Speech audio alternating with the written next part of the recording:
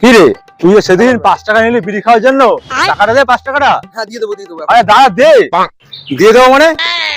আরে 5 টাকা পাস না 5 কোটি টাকা পাস, এমন করছিস? তাহলে তুই 5 টাকা কি টাকা না 5 টাকাটা? আরে দিয়ে দেবো দাঁড়া,